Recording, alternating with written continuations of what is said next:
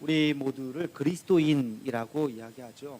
그리스도인은 무엇을 말하는 거죠? 그리스도인이라고 하는 것은 그리스도를 따르는 자들입니다. 예수님을 따르는 자들. 예수님을 따른다는 건 또 뭘까요? 예수님의 삶의 방식을 그대로 따라가는 거예요. 예수님처럼 살다가 예수님처럼 말하고 행동하다가 예수님처럼 죽는 것, 그것이 바로 그리스도인이라고 할 수가 있습니다. 그러면 또 이런 질문을 해야 돼요. 그럼 예수님은 어떻게 사셨습니까?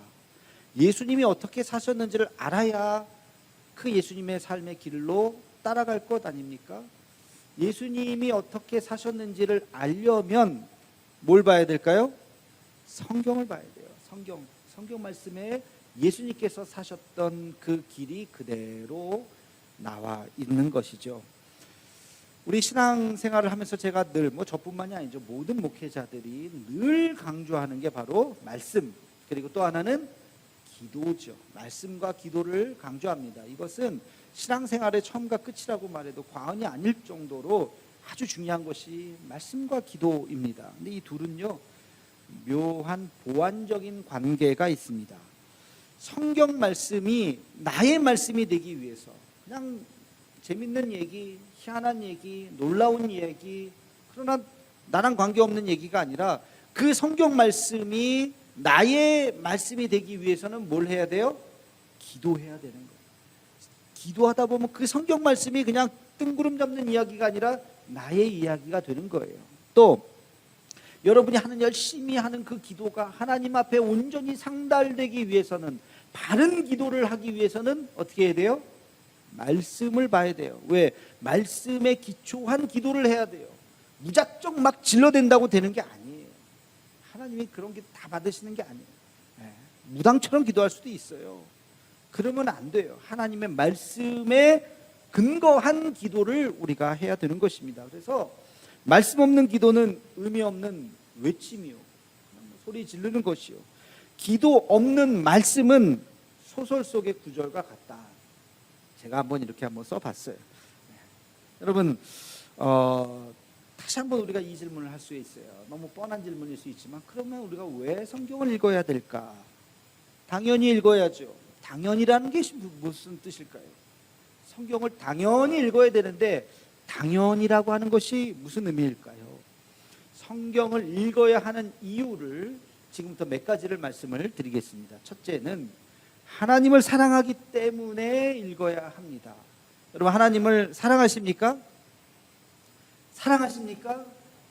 아멘이시죠. 정말 하나님을 사랑한다면 그분의 말씀에 관심이 갈 수밖에 없어요. 그분이 뭐라고 말씀하셨는지 관심이 갈 수밖에 없어요. 요한복음 14장 23절 말씀을 함께 읽겠습니다. 시작. 예수께서 대답하여 이르시되 사람이 나를 사랑하면 내 말을 지키리니 내 아버지께서 그를 사랑하실 것이요 우리가 그에게 가서 거처를 그와 함께 하리라. 아멘. 사람이 나를 사랑하면 내 말을 지키리니, 사랑하면 그 말을 따를 것이다. 이게 주님의 말씀입니다. 하나님께서 우리에게 주신 그 말씀, 주님을 사랑한 것만큼 복이 되어 있어요. 주님이 뭐라고 말씀하셨을까? 시편 19편 9절에서 10절 말씀을 함께 읽겠습니다. 시작. 여호와를 경외하는 도는 정결하여 영혼까지 이르고 여호와의 법도 진실하여 다 의로우니 금 곧 많은 순금보다 더 사모할 것이며 꿀과 송이꿀보다 더 달도다. 아멘. 만약에 어디서 여러분들에게 금을 나누어 드립니다 그러면 안 가시겠어요? 열리를 제치고 갈 거예요. 줄이 50m, 100m, 200m 서도 금을 받는다면 아마 막 달려가서 줄 서서 그러지 않을까요? 그 금보다도 더 사모하는 것이 말씀이라는 거예요. 말씀을 배운다, 말씀을 가르친다, 말씀을 들을 수 있다 그러면 달려가야 되는 거예요. 오늘 예배를 드린다 그러면 달려와야 되는 거예요. 왜? 주님을 사랑하니까. 꿀보다도 더 단 말씀을 듣다 보면 너무 벌써 시간이 다 갔네. 아이고, 일주일 또 어떻게 기다리나. 그 심정으로 주님 앞에 나와야 한다는 것이죠. 주님을 사모하는 만큼 성경 보고 싶어지는 것이고, 주님을 사모하는 것만큼 주의 음성을 듣고 싶어지는 것, 그래서 나아가서 더 주님을 사모하는 우리가 되기를 주님의 이름으로 축원합니다. 자, 그러면 두 번째, 우리가 성경을 왜 읽어야 하는가? 성경 속에 하나님의 뜻이 담겨져 있기 때문에 읽어야 됩니다. 이게 무슨 말이냐? 하나님의 뜻을 알아야 되잖아요. 그래야 주님을 따를 수가 있죠. 우리 이사야서 55장 8절 말씀을 함께 읽겠습니다. 시작. 이는 내 생각이 너희의 생각과 다르며 내 길은 너희의 길과 다름이니라. 여호와의 말씀이니라. 아멘. 내 생각과 너희의 생각이 다르다는 거예요. 우리는 생각해요. 뭐 상식적이다, 이성적이다, 합리적이다. 하나님께서 그걸 원하실 거라고 생각합니다. 맞아요. 하나님께서 합리적이시고 이성적이시고 질서대로 세상을 만드셨어요. 그러나 가끔 보면 그렇지 않을 때가 있어요. 우리의 상식을 뛰어넘을 때가 있어요.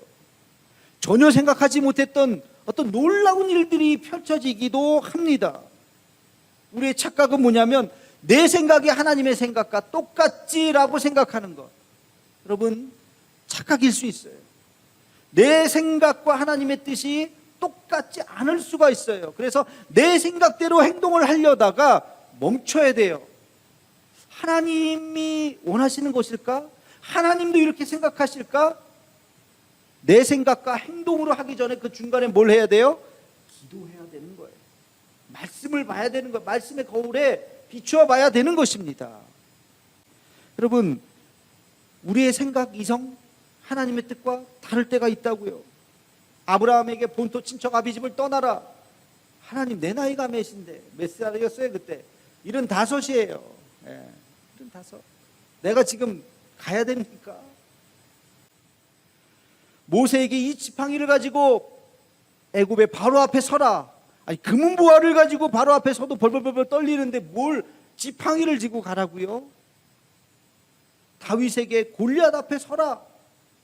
그 갑옷도 헐렁해갖고 맞지도 않았던 그 어린 다윗이 골리앗 앞에 서라고요?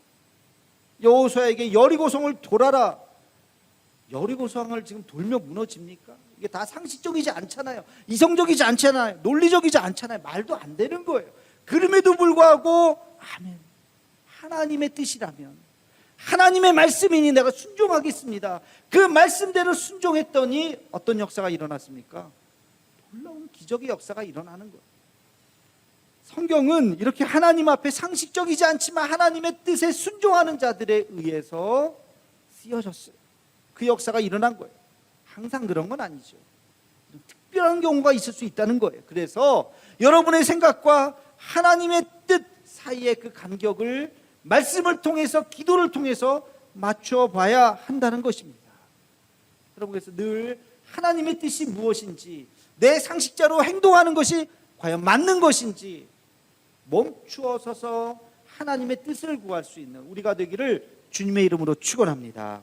자, 세 번째, 우리가 하나님의 말씀을 보는 이유는 하늘의 지혜를 얻기 위해서 보는 것입니다. 우리 잠언 4장 7절에서 8절 말씀을 읽겠습니다. 시작. 지혜가 제일이니 지혜를 얻으라. 내가 얻은 모든 것을 가지고 명철을 얻을지니라. 그를 높이라. 그리하면 그가 너를 높이 들리라. 만일 그를 품으면 그가 너를 영화롭게 하리라. 아멘. 지혜가 제일이니 지혜를 얻으라. 지혜를 의인화했어요. 그를 높이면 그가 너를 높일 것이고, 그를 품으면, 지혜를 품으면 그 지혜가 너를 영화롭게 할 것이다. 이 잠언 4장 7, 8절을 읽었는데 그 앞에 조금만 올라가면 3절에 보면 솔로몬, 이거 솔로몬이 쓴 책 아닙니까? 솔로몬이 이렇게 이야기합니다. 나도 내 어머니 보기에 유약한 외아들이었노라. 부모님이 볼 땐 자식들 다 그냥 아이고 제가 언제 커갖고 밥벌이 하겠나 저래가지고 다 염려스럽죠. 솔로몬처럼 위대했던 사람도 그 어머니가 보기엔 유약한 외아들이었어요. 그럼에도 불구하고 솔로몬이 어떻게 위대한 왕이 될 수 있었습니까? 지혜를 얻었기 때문에. 그 지혜는 어떻게 얻었어요? 하나님의 말씀 속에서 지혜를 얻었기 때문에 지혜의 왕이 되었던 것입니다. 여러분, 성경은 수많은 사람들의 삶의 이야기가 녹아져 있어요. 결론 없는 그냥 뭐 알아서 하세요가 아니에요. 성경은 규범의 책이에요. 성경은 우리에게 결론이 있는 책이에요. 우리에게 무엇을 하라 또는 하지 말라라고 명확하게 이야기해 주고 있습니다. 이 땅에서 사는 방법에 대해서 이야기하고 있어요. 매우 현실적이면서 매우 이상적이에요. 매우 순결하면서 또 매우 죄악된 현실에 대해서 냉정한 이야기를 하고 있는 책이 바로 이 성경책인 것입니다. 그래서 성경은 영원한 베스트셀러라 그러잖아요. 그거는 예수 믿는 사람들만 읽는 경전이 아니라 예수 믿지 않는 사람도 그것을 읽으면 지혜를 얻습니다.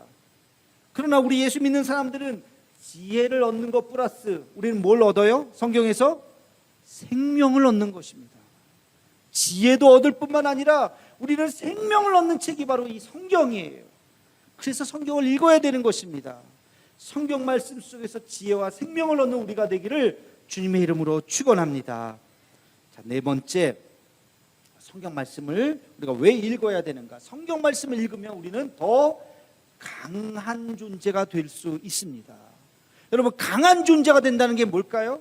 어떤 어려움, 역경, 고난, 환난 속에서 무너지고 넘어지고 좌절하고 포기해버리고 심지어는 생명을 끊어버리는 유약한 인생이 아니라 그 어떤 어려움 속에서도 이겨내고 견디고 인내하고 다시 오뚜기처럼 일어나고 마침내 승리를 얻어내는 강한 사람이 될 줄로 믿습니다.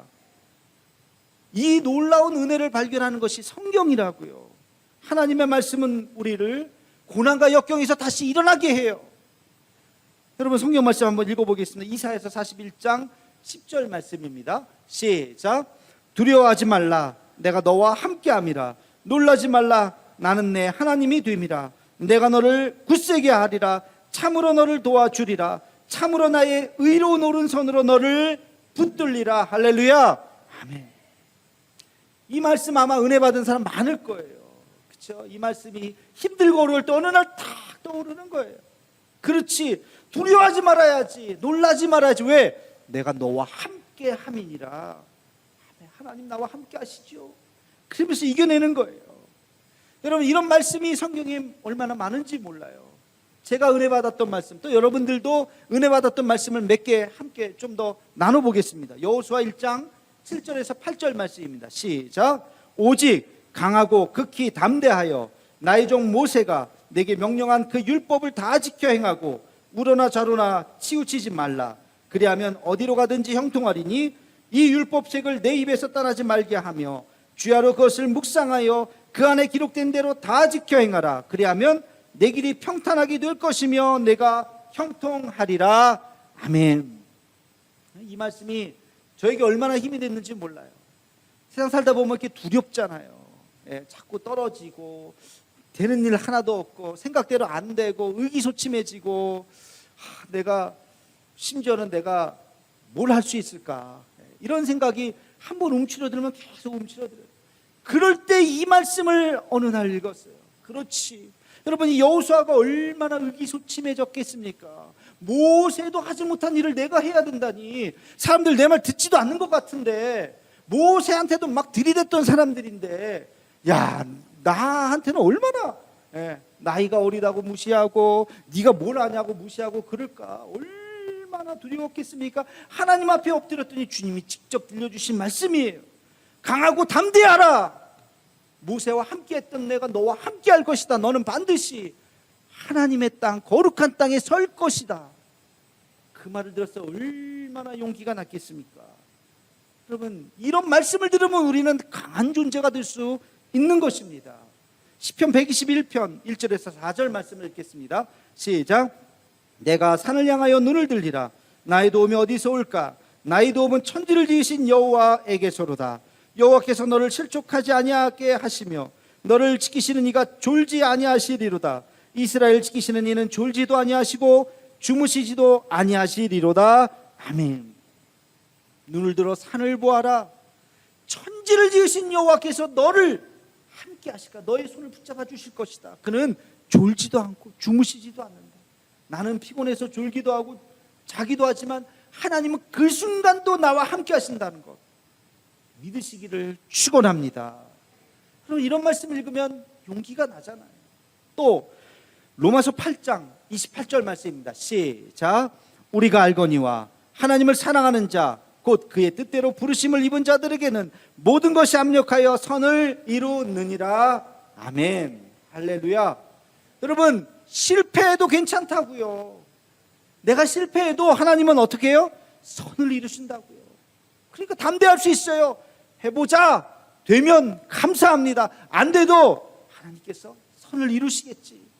그 믿음을 갖는 거예요. 그러니 강한 존재가 되고 넘어져도 다시 일어나는 거예요. 또 넘어져도 또 다시 일어나는 거예요. 왜? 하나님께서는 끝내 모든 것이 합력해서 선을 이루시는 분임을 믿기 때문에. 그럼 이러니까 우리가 말씀을 통해서 강한 존재가 되죠. 마지막으로 하나만 더 봅시다. 고린도전서 10장 13절 말씀 시작.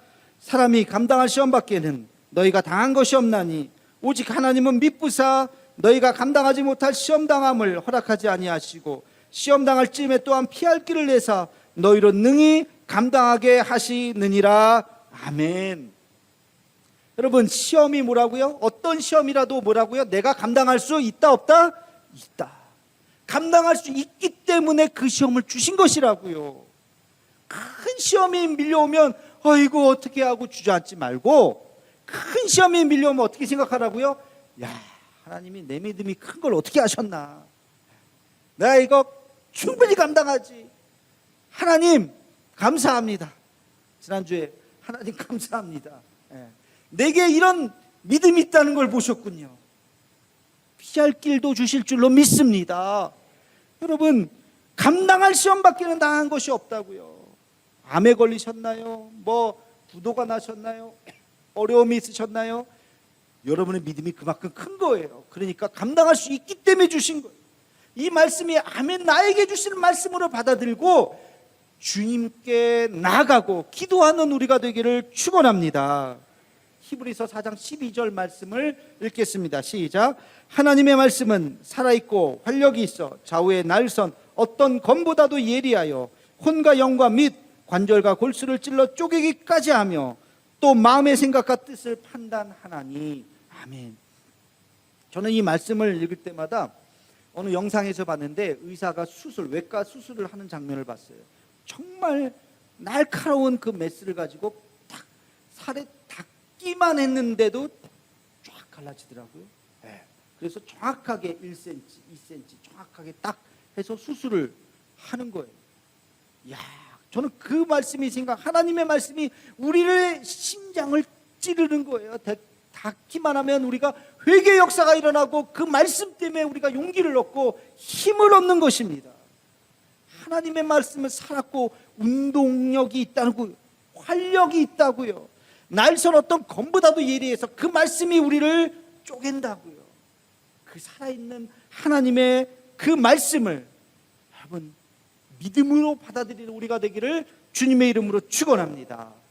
자, 이 말씀을 그러면 우리가 어떻게 구체적으로 읽어야 할까? 구체적으로 읽는 방법까지 한번 말씀을 드리겠습니다. 간단하게 3가지 방법이 있어요. 첫째는 통독이에요. 근데 여러분, 통독하면 통독 내가 몇 번 했는데 자꾸 이게 숫자만 생각해요. 5번, 10번.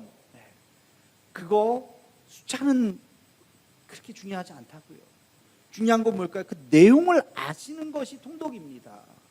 여러분, 성경에 나오는 인명, 지명, 사건에 대해서 여러분이 딱 들을 때 머릿속에 딱 그려져야 돼요. 이사야서 하면 이사야가 어느 쪽 시대 사람인지, 이사야가 어느 왕 때 활동했던 사람인지, 어떤 말씀을 했는지 이게 딱 떠올라야 돼요. 바울의 1차 선교여행, 2차 선교여행 하면 지도가 내 눈앞에 쫙 펼쳐져야 돼요. 바울의 1차 선교여행 때는 누굴 만났지? 이런 사건이 있었지. 2차 선교여행 때는 어느 교회를 개척했지. 이게 펼쳐져야 돼요. 노아의 홍수 하면 노아의 홍수가 왜 일어났는지, 그 결과가 어떻게 됐는지, 노아 시대 다음에 어떤 시대로 넘어갔는지 그게 눈앞에 쫙 펼쳐져야 됩니다. 히스기야, 요시야, 예후, 아합, 이 중에서 악한 왕이 누굽니까? 이 중에서 남유다에서 활동하는 왕은 누구고 북이스라엘의 왕은 누굽니까? 이게 다 그려져야 돼요. 이 왕들이 어느 선지자와 동시대의 사람인지, 달리다굼, 에바다 이런 단어가 나오면 예수님께서 이때 하신 말씀이지, 이 사람에게 하셨던 말씀이지, 이게 그려져요. 이게 통독이라고요. 줄거리가 쫙 66권이 파노라마처럼 쫙 내 앞에 그 시대와 함께 같이 쫙 펼쳐질 수 있는 게, 이거는 한 3, 4독만 해도 돼요. 30독 해도 안 되는 사람이 있어요. 왜? 졸면서 읽으면 안 되죠. 정독을 하면 몇 독만 하면 볼 수도 있어요.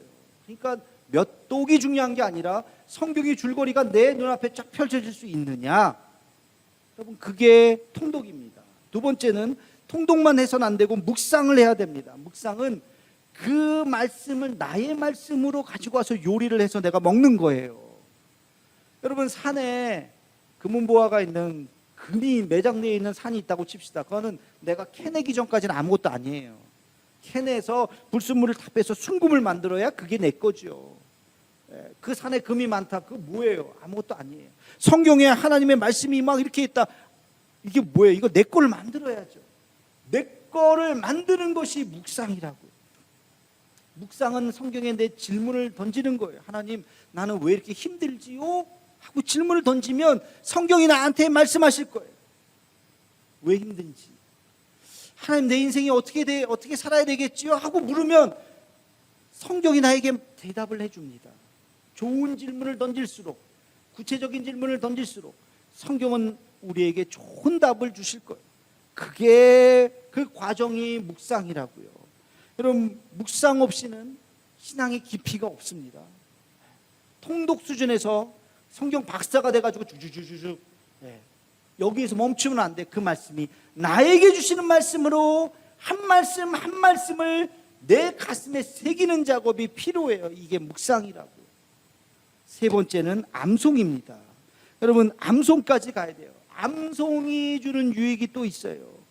암송은요, 사탄의 그 불화살, 매일매일 쏘는 그 불화살을 딱 막는 방패의 역할을 합니다.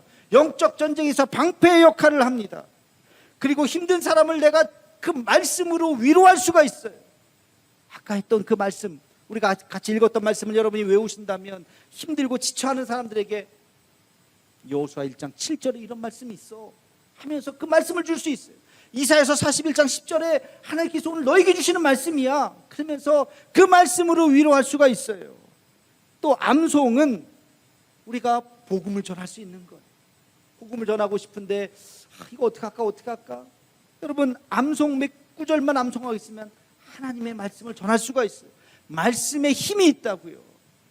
요한복음 3장 16절도 괜찮아요. 다 외우고 계시니까 그 말씀도 괜찮아요. 그래서 그 말씀으로 우리에게 위로를 줄 수도 있고 복음을 전할 수도 있는 것입니다. 내가 힘들 때 그 말씀이 떠오르는 거예요. 하나님 앞에 간절히 기도할 때 그 말씀이 떠오르는 거예요. 여러분, 그래서 암송을 해야 되는 것입니다. 결론적으로 하나님의 말씀은 우리를 성숙시킵니다. 우리의 인격을 더 큰 사람으로 만듭니다. 오늘 말씀 디모데후서 3장 16, 17절을 함께 읽겠습니다. 시작. 모든 성경은 하나님의 감동으로 된 것으로 교훈과 책망과 바르게 함과 의로 교육하기에 유익하니 이는 하나님의 사람으로 온전하게 하며 모든 선한 일을 행할 능력을 갖추게 하려 함이라. 아멘. 하나님의 말씀을 통해서 교훈과 책망과 바르게 함과 의로 교육할 뿐만 아니라 선한 일을 할 수 있는 능력을, 하나님의 거룩한 사람으로 우리를 만들어 간다는 것입니다. 그게 바로 하나님의 말씀이에요. 하나님의 말씀으로 우리의 인격이 온전해지는 것입니다. 날마다 하나님의 말씀으로 더 거룩하고 더 성숙하고 그 말씀으로 더 강한 하나님의 사람이 되기를 주님의 이름으로 축원합니다.